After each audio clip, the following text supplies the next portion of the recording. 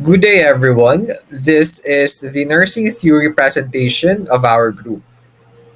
So, this presentation was made possible by the collaborative effort of our group members, namely Christina, Laline, Almain, Tricia, Rodrigo, JL Sand, David, and yours truly, Renz.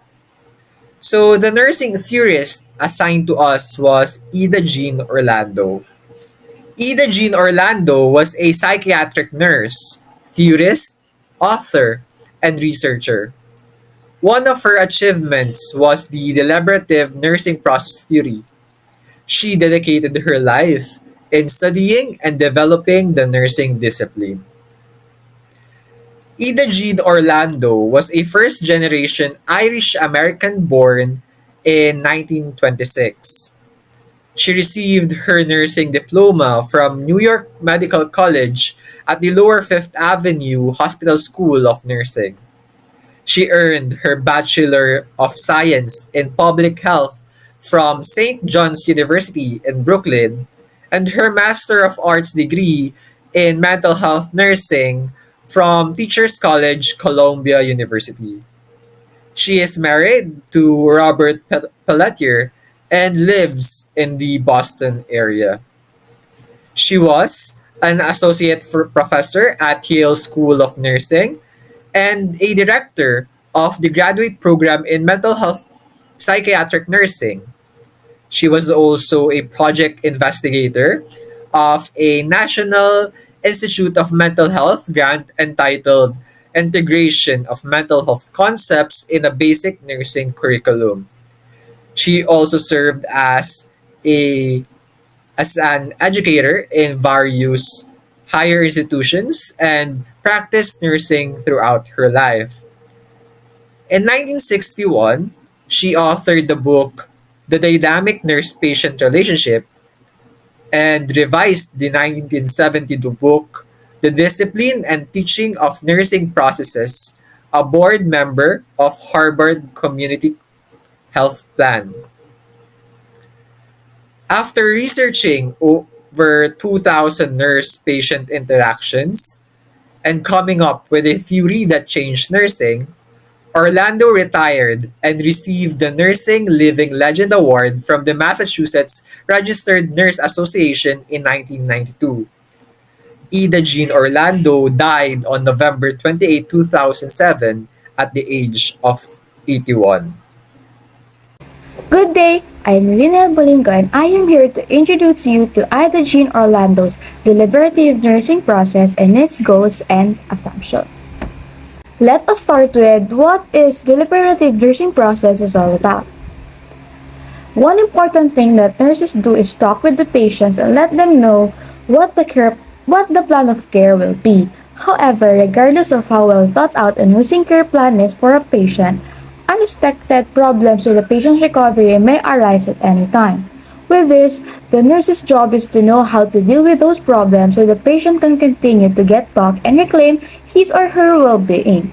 Ida Jean Orlando developed her deliberative nursing process that allow nurses to formulate an effective nursing care plan that can also be adapted when and if any complexity comes up with the patient.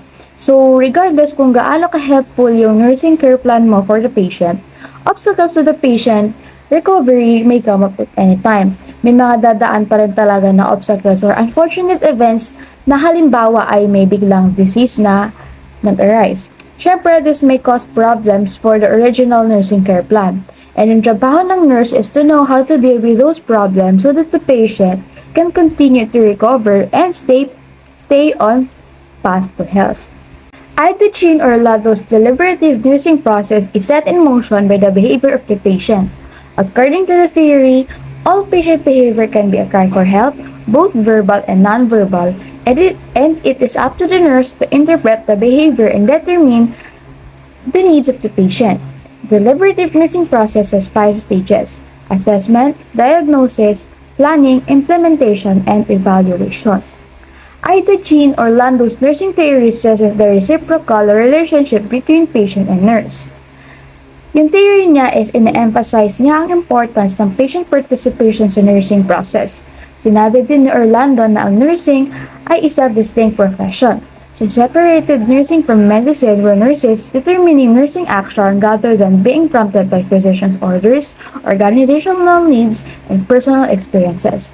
She believed that the physician's orders are for patients and not for nurses. Next is Ida Orlando's deliberative nursing process goals. Ida Orlando's goal is to develop a theory of effective nursing practice. The theory explains that the nurse's role is to find out and meet the patient's immediate needs for help. According to the theory, all patient behavior can be a cry for help. Through this, the nurse's job is to determine the nature of the parent's distress and provide the help he or she needs. The goal of this model is for a nurse to act deliberately rather than automatically. This way, a nurse will have a meaning behind the action, which means the patient gets geared specifically toward his or her needs at that time. This nursing process is also one that can easily be adapted to different patients with different problems and can be stopped anytime depending on the patient's progress or health. Nursing care must be flexible. Hindi lang dapat nakadepende yung nursing plan mo sa needs ng patient sa time ng admittance niya. But it also needs to be able to change kapag may mga complications na naganap during the treatment and recovery process. Itong theory na to is directly nag-a-address sa need ng flexibility and help ng nurses to focus on patient rather than simply sticking doon sa nursing care plan kahit man anong mangyari. Let us now proceed to Ida Orlando's deliberative nursing process assumptions.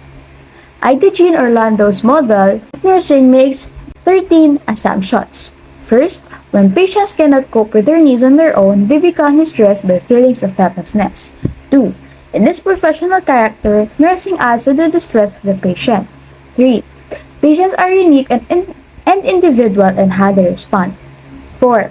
Nursing offers mothering and nursing analogous to an adult who mothers and nurtures a child. 5. The practice of nursing deals with people, the environment, and health. 6.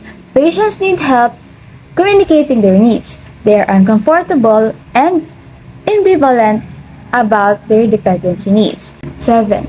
People can be secretive or explicit about their needs, perceptions, thoughts, and feelings. 8.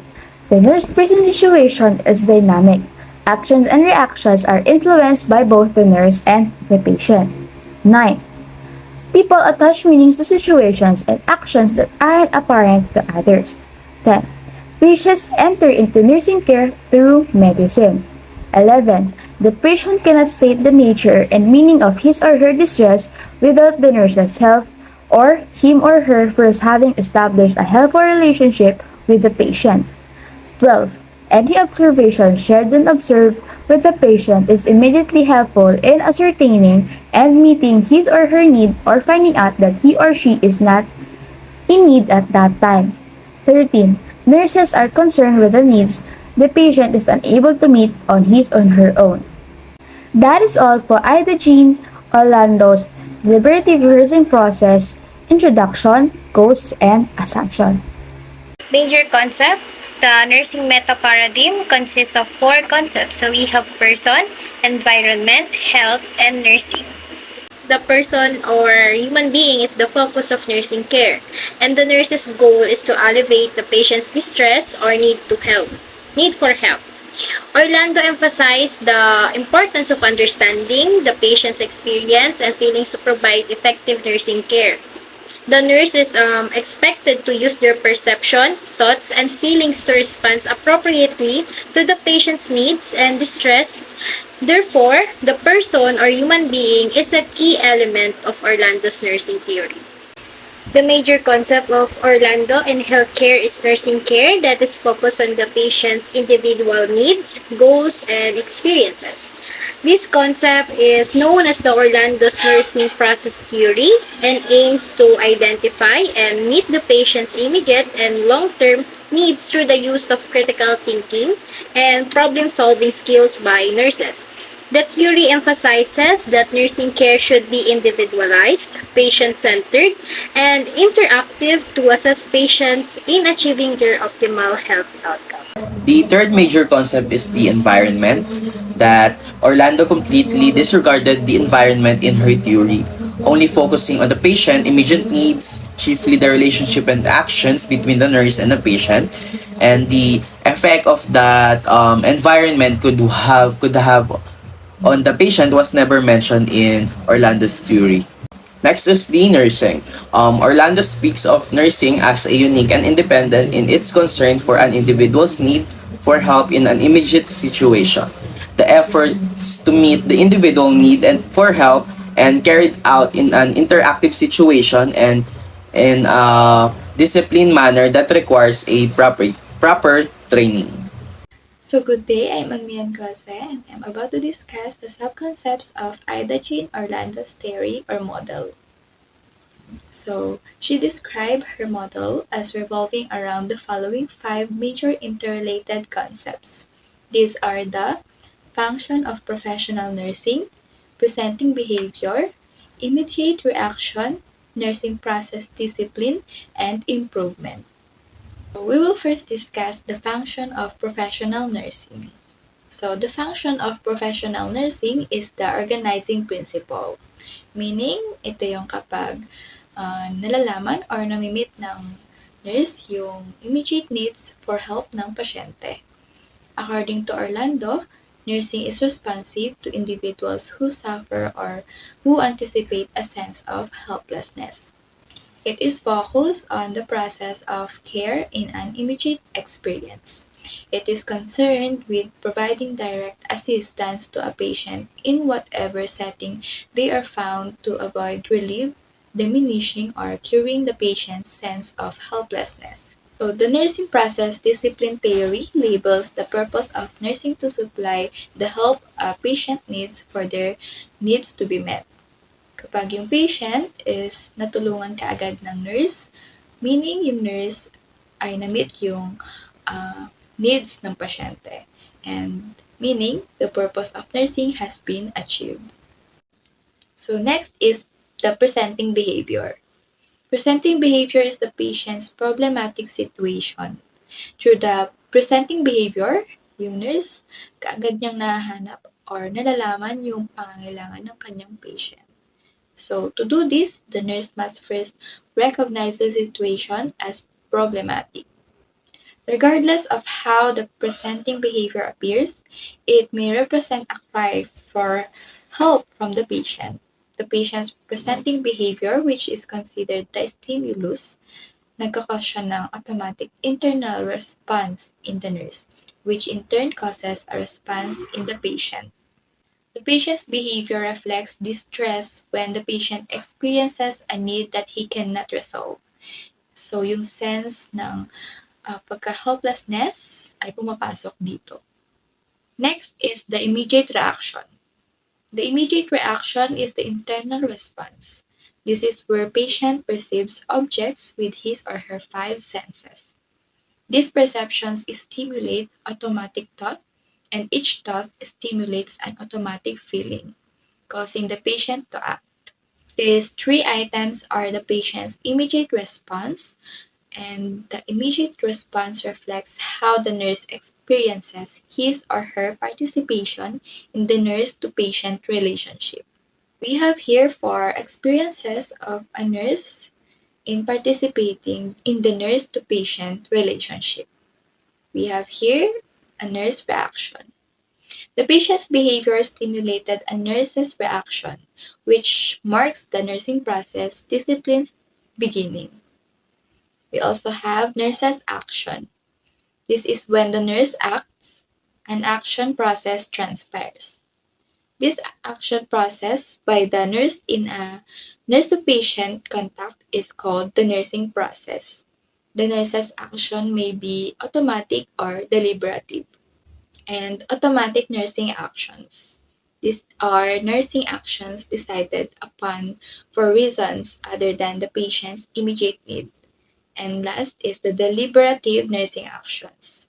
These are actions decided upon after ascertaining a need and then meeting this need. So that's all for my part. The two remaining subconcepts will be discussed by Trisha Gumba.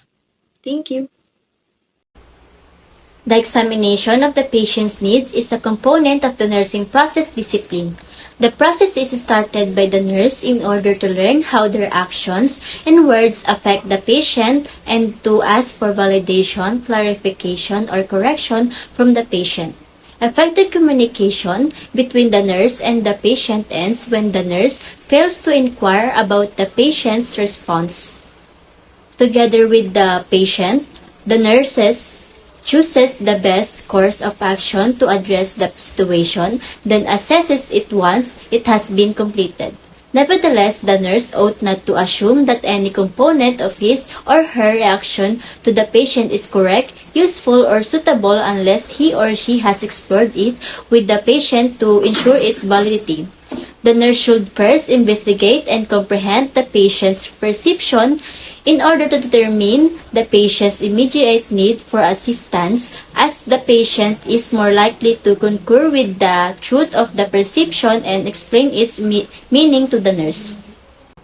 The aim of improvement is to resolve a patient's situation rather than evaluate the nurse's initiatives. Instead, the outcome of their actions is assessed to determine whether they assisted the patient in communicating their need for assistance and how that need was addressed. The nurse learns how to help the patient with each contact. Improvement progress is made when the patient's immediate demands for assistance are identified and satisfied. This shift can be seen in both the patient's verbal and nonverbal actions. This permits the nurse to determine whether the patient's experience of helplessness was relieved, prevented, or reduced, and when the patient's behavior remains unchanged and the function of nursing has not been satisfied, and the procedure is must repeated until there is improvement. In this model, the nurse's responsibility is to determine and address the patient's immediate needs for assistance. The patient's presenting behavior could be interpreted as a plea for aid. However, the assistance required by the patient may not be what it seems to be. As a result, nurses must utilize their own perception, ideas about perception, or the feelings produced by their thoughts to investigate the meaning of the patient's behavior. This procedure assists nurses in determining the nature of the patient's discomfort and providing the necessary assistance. The theory's concepts are as follows: professional nursing function, presenting behavior, immediate reaction, nursing process discipline, and improvement. That's all. So for the 5 stages of deliberative nursing process, we see this as the core of practice to deliver holistic and patient-focused care. So we start with assessment. It is the systematic, dynamic way to collect and analyze data about a client and the first step in deliberating the nursing care. So the data collected here are subjective and objective data in psychological, physiological, cultural, spiritual, economic, and lifestyle factors.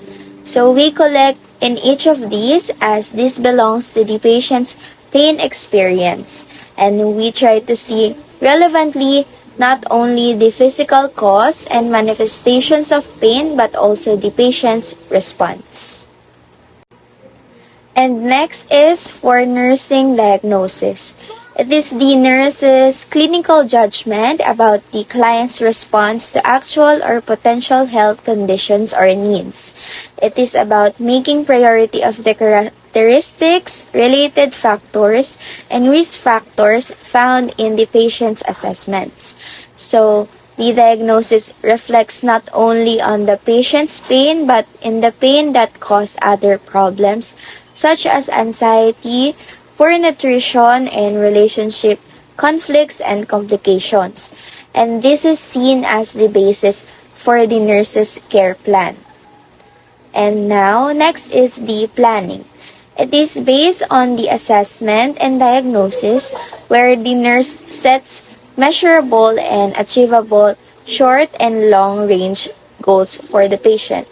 So when we say short-term goals, it takes about hours to days, and long-term goals it takes months to years. So for example, is for short-term goals, you have patient can manage the pain through adequate medication for 4 hours. So after 4 hours, the medication has affected. And for long-term goals, we have patient undergoing body therapies. So this planning is it takes consider of the setting whether home care or hospital care. So next is implementation. Implementation is the step that involves action or doing and the actual carrying out of nursing interventions outlined in the plan of care.